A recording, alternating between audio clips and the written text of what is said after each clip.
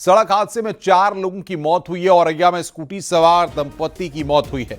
मथुरा में बाइक सवार मां बेटे की मौत हुई है। यूपी में सड़क हादसे की 2 तस्वीरें इस वक्त अभी हम आपको दिखाएंगे। पहली तस्वीर आप औरैया की देखेंगे, जहां पर कोतवाली इलाके में इंडियन ऑयल पुलिस चौकी के पास हादसा हो गया। बेकाबू कंटेनर से कुचलकर स्कूटी सवार दंपत्ति की दर्दनाक मौत हो गई। शादी समारोह में शामिल होने के लिए स्कूटी से कानपुर देहात पति पत्नी जा रहे थे। हादसे में 65 साल की लल्लन सिंह और उनकी पत्नी रेशमा देवी मौके पर ही मौत हो गई। दूसरी तस्वीर मथुरा की है, जहां अज्ञात ट्रक ने बाइक सवार मां बेटे को टक्कर मार दी। हादसे में मां बेटे दोनों की मौके पर ही दर्दनाक मौत हो गई। हादसा इतने भयावह था कि महिला का शरीर 2 हिस्सों में बंट गया।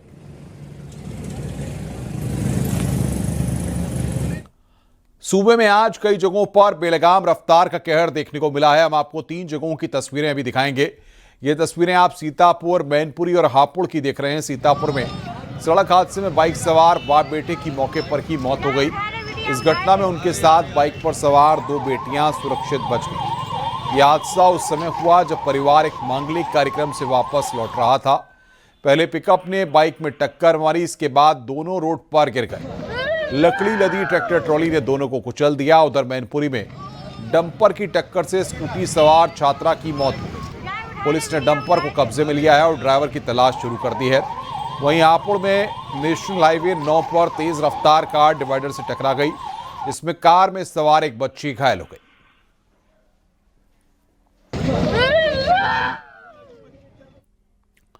खबर प्रतापगढ़ से है। महिला की गला काटकर हत्या का मामला सामने आया है। पति पर हत्या की आशंका है। स्कूल से घर लौटे बच्चों को मां का शव पड़ा मिला है। आरोपी पति फरार है। सूचना के बाद मौके पर पहुंची पुलिस जांच पड़ताल में जुटी हुई है। घरेलू कलह के चलते हत्या की आशंका जताई जा रही है। नगर कोतवाली के प्रतापगढ़ स्टेशन रोड का यह पूरा मामला है।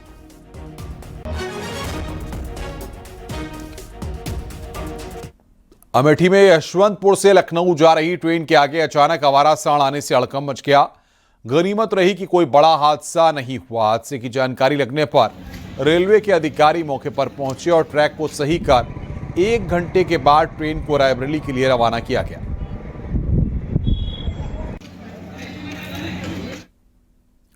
खबर मुरादाबाद से है, जहां पर कार शोरूम में काम करने वाले युवक को हनी ट्रैप में फंसाकर अपहरण करने वाले बदमाशों को पुलिस ने गिरफ्तार कर लिया और साथ ही अपहरण किए गए युवक को सकुशल बरामद किया है। गैंग के 2 महिलाओं समेत 7 लोगों की गिरफ्तारी की गई है। पुलिस ने आरोपियों के पास से कार, मोबाइल और तमंचा बरामद किया है। मामले में एसपी सिटी रणविजय सिंह ने कहा कि युवक को किडनैप कर 10 लाख की फिरौती मांगी गई थी। पैसे न देने पर जान से मारने की धमकी दी थी। पीड़ित परिवार ने दबाव में आकर 73,000 रुपए किडनैपर्स के बैंक खाते में ट्रांसफर किए। 7 लोगों की गिरफ्तारी हुई है और ये बहुत ही एक ज़बरदस्त गैंग अभी तैयार हुआ था, जो लोगों को, किसी महिला को आगे करके पहले उस आदमी को ट्रैप करना और उसके बाद उसे कई सुनसान जगह पर ले जा करके उसको रखना और उसके बाद उसके परिजनों से पैसा मांगने का काम कर रहे थे। सो बेसिकली जो अरेस्टेड लोग हैं उसमें 2 महिलाएं शामिल हैं। जो अरेस्टेड है उसमें एक विकुल है जो मेन किंगपिन है। आगरा के थाना सिकंदरा क्षेत्र में ज्वेलर्स के बेटे की आत्महत्या के मामले में नया मोड़ आया है। परिवार के लोगों ने आरोप लगाया कि हनी ट्रैप के चलते बेटे की जान गई है।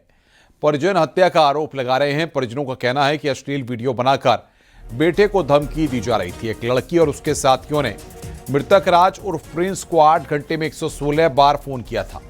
मामले में पुलिस ने केस दर्ज कर जांच पड़ताल शुरू कर दी है। बताया जा रहा है कि लड़के से अब तक 20 लाख रुपए आरोपी ले चुके हैं। 19 अक्टूबर को प्रिंस की मौत हुई थी। नामक कोई लड़की है और उसके साथ उसके माँ बाप 4 दिन बाद जब फोन खुलता है, जब ये पता लगती है कि कीर्ति शर्मा नाम की लड़की है और उसके माँ बाप हैं और उसका भाई है और लाल दास के भी कुछ लोग शामिल हैं और उन्होंने ये घटना को अंजाम दिया है। अब आप क्या चाहते हैं? अब हम इसमें ये चाहते हैं कि हमें न्याय मिले, हमारे साथ जो अच्छी तरीके से जांच हो। इसी प्रकरण में परिवारजनों के तहरीर पर एक मुकदमा पंजीकृत किया गया है जो कि परिवारजनों ने कुछ उसमें आरोप मतलब एक लड़की पर लगाए हैं, तो उसी क्रम में इसमें टीमें गठित कर अलग अलग बिंदुओं पर जांच की जा रही है और तथ्य सामने आने पर जो भी लीगल एक्शन है वो उसी क्रम में लिया जाएगा। लखीमपुर खीरी के बोनिया गांव में खेत में काम करते वक्त एक किसान की रोटावेटर में फंसकर मौत हो गई। मृतक की पहचान 26 साल के प्रांशु वर्मा के रूप में हुई है। रोटावेटर में फंसने से गर्दन, सिर और कई हिस्सों में गंभीर चोट आई, जिसके कारण युवक की मौके पर ही मौत हो गई। हादसे के बाद ट्रैक्टर ड्राइवर मौके से फरार हो गया। आसपास के ग्रामीणों ने रोटावेटर में फंसे किसान को बाहर निकाला।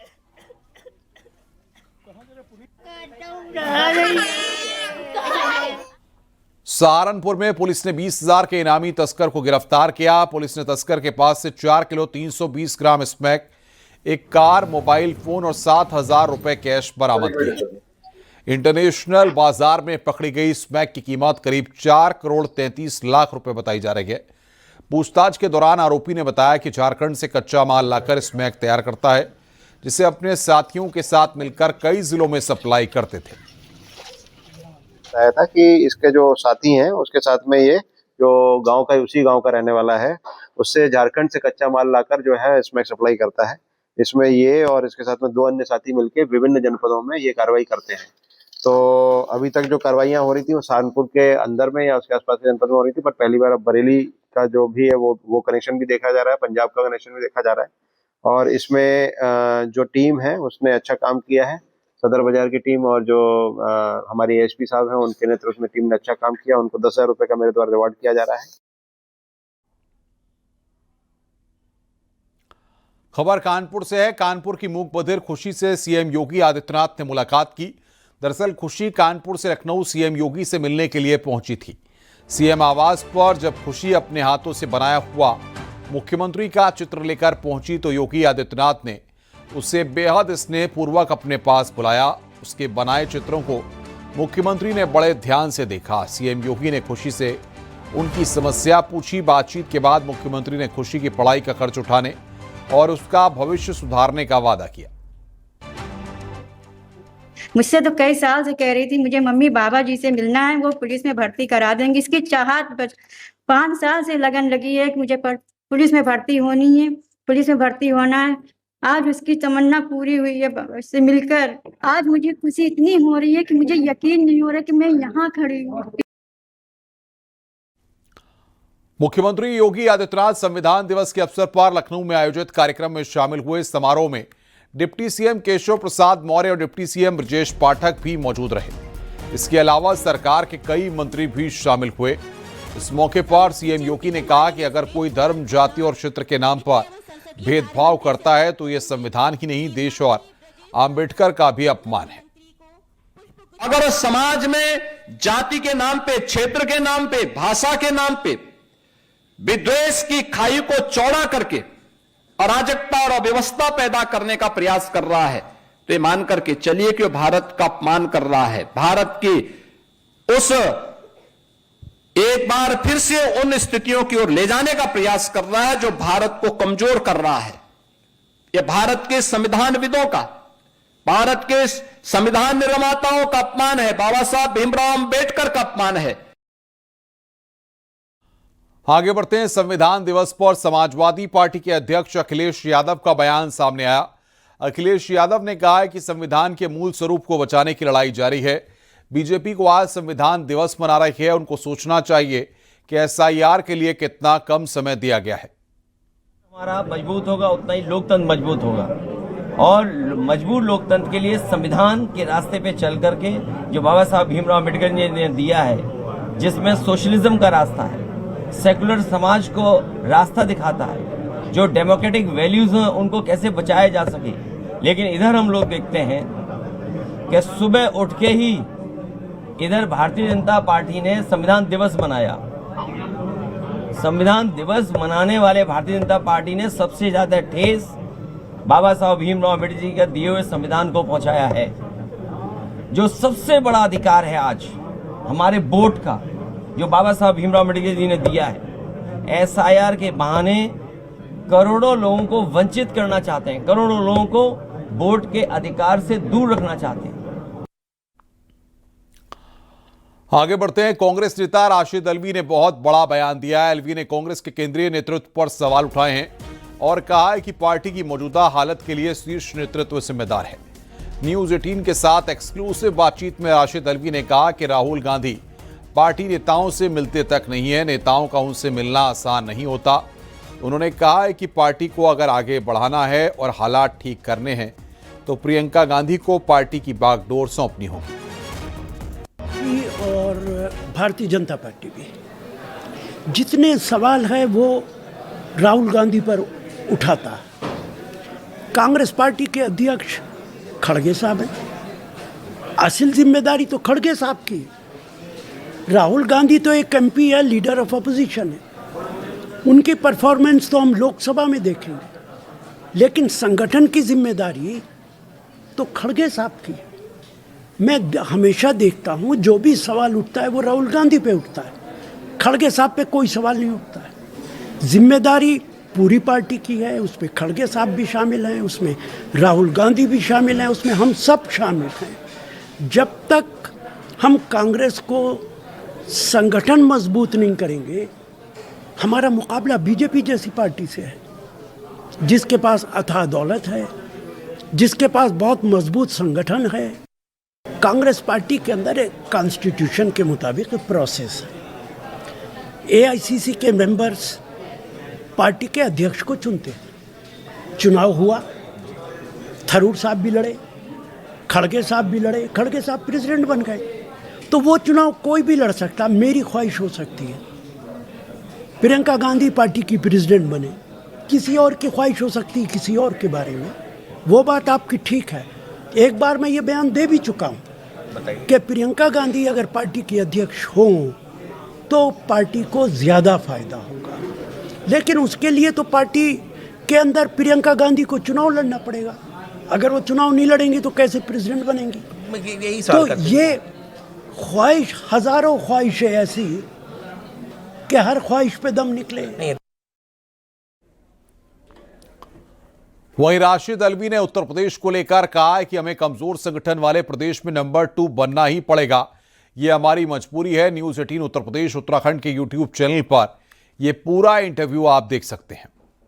नेशनल पार्टी है, भारत के हर प्रांत के अंदर कहीं हम कमजोर हैं, कहीं हम ताकतवर हैं, लेकिन जो बात आपने कही, जिस प्रदेश में जो पार्टी मजबूत है और जिस पार्टी के साथ हमारी आइडियोलॉजी कुछ मिलती है, उसके साथ हमें नंबर 2 बनना ही पड़ेगा। यूपी के अंदर अखिलेश के साथ हम नंबर 2 बनेंगे, नंबर 1 बन ही नहीं सकते। बिहार के अंदर नंबर 2 बनेंगे, बन ही नहीं सकते नंबर 1। जहाँ जहाँ पे दूसरी पार्टी हमसे मजबूत हैं, वहाँ पे हमें नंबर 2 बनना ही पड़ेगा।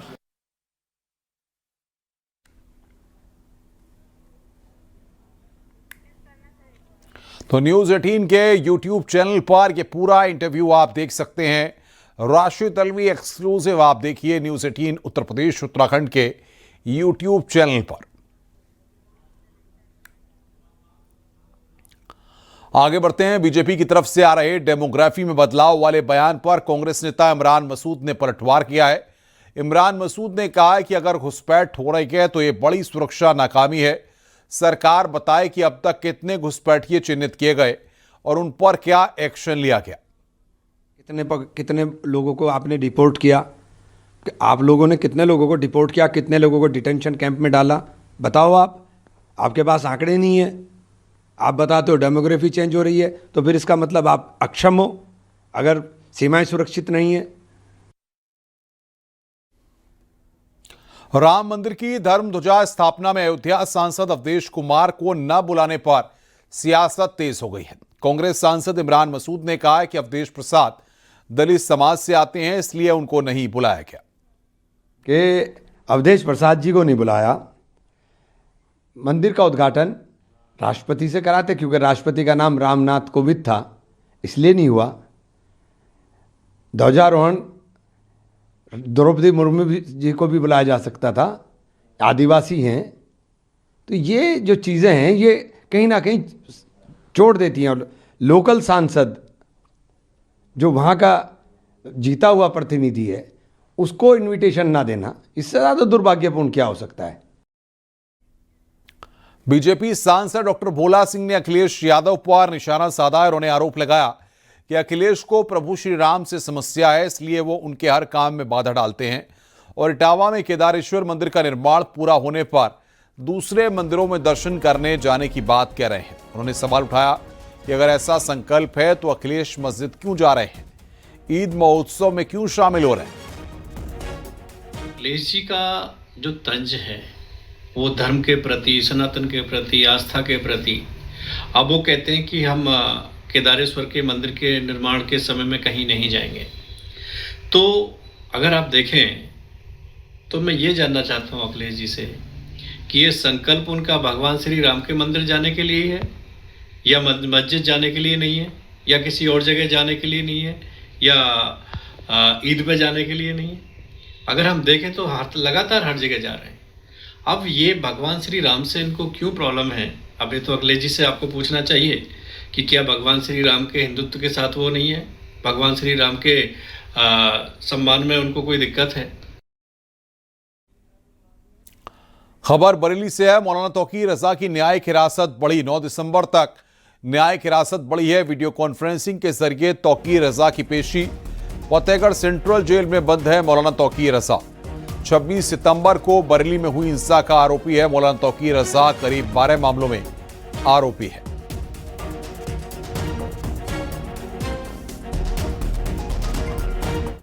मुख्यमंत्री योगी आदित्यनाथ कल गाजियाबाद के दौरे पर रहेंगे। गाजियाबाद के मुरादनगर इलाके में तरुण सागरम पार्श्वनाथ अतिशय तीर्थधाम में बनी भव्य गुफा मंदिर का उद्घाटन करेंगे। यह अद्भुत गुफा सिर्फ 100 दिन में बनकर तैयार हुई है। 2018 में यह मंदिर बनना शुरू हुआ था, 2020 में बनकर तैयार हुआ था और अब इस मंदिर में एक नए भव्य गुफा मंदिर का उद्घाटन किया जाएगा। पूजनीय संत तरुण सागर की यह समाधि स्थल भी है।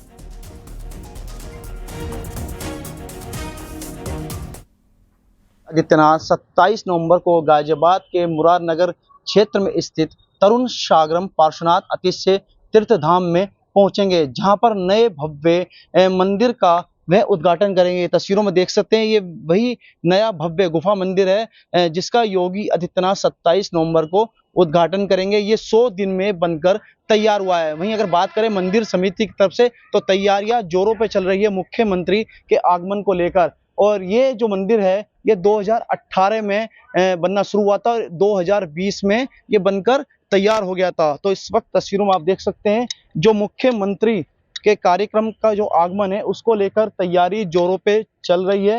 वहीं मंदिर समिति की तरफ से, वहीं प्रशासन की तरफ से लगातार तैयारियां जोरों पर चल रही हैं। अगर बात करें तो काफी तादाद में यहाँ पुलिसकर्मियों की तैनाती भी रहेगी। हजारों की संख्या में यहाँ पुलिसकर्मी तैनात रहेंगे। वहाँ 3 से 4 हजार लोग इस आयोजन में सम्मिलित होंगे। मुख्यमंत्री का जब कार्यक्रम होगा, हम बात करते हैं मंदिर समिति के अध्यक्ष सुनील जैन जी से। सर, क्या कहना चाहेंगे? मुख्यमंत्री योगी आदित्यनाथ का आगमन है, एक नए भव्य गुफा मंदिर का उद्घाटन करने के लिए पहुंचेंगे 27 तारीख को।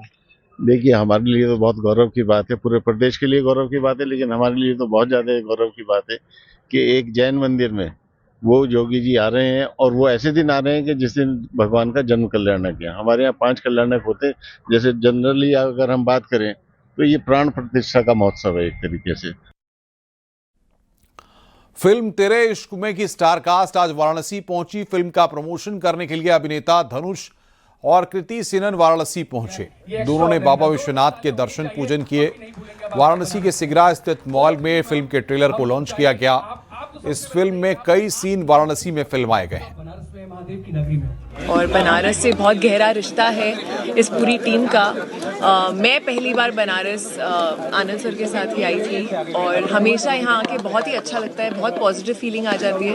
एंड जैसा कि अभी आनंद सर ने कहा, ये शहर आपको निडर बना देता है। तो एक जो, हालांकि हमें ज़्यादा डर नहीं है, हम थोड़े कॉन्फिडेंट हैं कि हमने फिल्म स्पेशल बनाई है, ऐसी बनाई है जो लोगों के दिल तक छू जाएगी और छुएगी।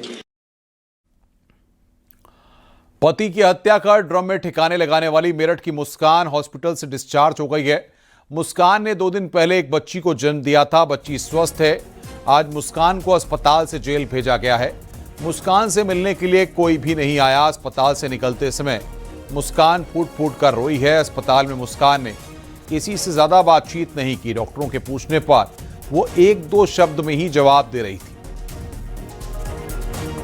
देखिए, जेल मैनुअल के अनुसार 6 साल तक के बच्चे को माँ अपने पास रख सकती है। 6 साल तक का अगर बच्चा है वो उसके साथ रह सकता है, चाहे वो जेल में जन्मा हो या बाहर जन्मा हो। उसके तहत वो 6 साल तक यहाँ रह सकता है। जहाँ तक पैरोल का सवाल है, यदि उसके अधिवक्ता कोई अप्लाई करते हैं तो ये माननीय न्यायालय का विषय है कि चूंकि वो अंडर ट्रायल है तो माननीय न्यायालय से ही पैरोल मिल सकती है। ये अधिवक्ता और माननीय न्यायालय ही तय कर सकते हैं। कोर्ट का ही ये विशेषाधिकार है कि डीएनए टेस्ट कराना है या नहीं। माननीय न्यायालय जैसा निर्णय लेगा उसी के आधार पर हो सकता है। इसमें कारागार स्तर से कोई कार्रवाई नहीं होनी। संभल में 46 साल पुराना एक और प्राचीन कुआं बंद मिला। महमूद खान सराय इलाके में एक कुआं मिला है। जिलाधिकारी के आदेश पर नगरपालिका प्रशासन ने बंद कुएं की खुदाई शुरू कराई है। आरोप के मुताबिक दंगाइयों ने 1978 के दंगे में स्थानीय व्यापारी की हत्या कर शव को तराजू में बांधकर शव को कुएं में फेंककर कुआं बंद कर दिया था। एकता नगर पुलिस चौकी के पास महमूद खान सराय में बंद कुएं की सूचना पर 2 दिन पहले डीएम और एसपी ने कुएं का निरीक्षण किया और स्थानीय लोगों से कुएं के बारे में जानकारी ली। डीएम के आदेश पर सिटी मजिस्ट्रेट ईओ और पुलिस मौके पर पहुंचे। नगरपालिका की टीम ने कुएं की खुदाई शुरू कर दी है। यहाँ के कुछ व्यक्तियों द्वारा बताया गया कि ये जो पेड़ है चबूतरा बना है उसमें जो कुआं है, तो उस दिन सर द्वारा निर्देशित किया गया था यहाँ पर खुदाई करके देखने के लिए। तो आज उसी क्रम में नगरपालिका टीम द्वारा जो स्टार्ट कराया गया है, तो खुदाई में जो प्रथम दृष्टया दिख रहा है तो कुआं है जो दबा हुआ है। यहाँ मौके पर एक पेड़ स्थित है। इस पेड़ को वन विभाग की टीम बुलाकर दिखाया गया है उनको। ये पेड़ आज कल में कट जाएगा, इसे तभी पूरे जो है कुएं खुदाई कराई जाएगी इसी। अच्छा सर, इस कुएं का क्या इतिहास है, कुछ जानकारी है? इतिहास तो भी नहीं बताया। यहाँ के कुछ लोगों द्वारा बताया गया कि जब 1978 के दंगों में ये कुआं थोड़ा हाईलाइटेड रहा है। दिल्ली ब्लास्ट से जुड़ी बड़ी खबर आ रही है। जांच में कानपुर से फंडिंग का कनेक्शन मिला। इसके बाद जांच एजेंसी ने 3 एनजीओ खाते फ्रीज किए हैं। डॉक्टर शाहीन से जुड़े लोगों की जांच शुरू हो गई है। सूत्रों की माने तो केस दर्ज करने की कवायद भी तेज हो गई है।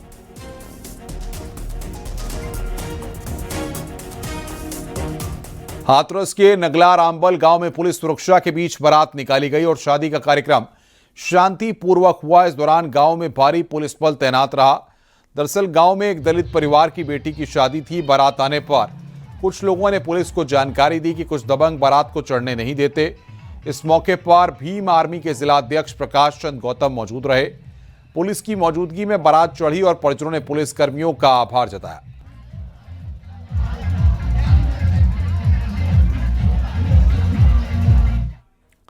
वाराणसी में 25,000 कुंडीय स्वरवेद ज्ञान महायज्ञ का आयोजन हुआ। इसमें 1 लाख से अधिक श्रद्धालुओं ने हिस्सा लिया। चौबेपुर में स्वरवेद महामंदिर में यज्ञ हुआ। संत समाज के 102वें वार्षिकोत्सव पर इसका आयोजन किया गया, जिसमें देश विदेश के कोने कोने से 1 लाख से अधिक लोग शामिल हुए।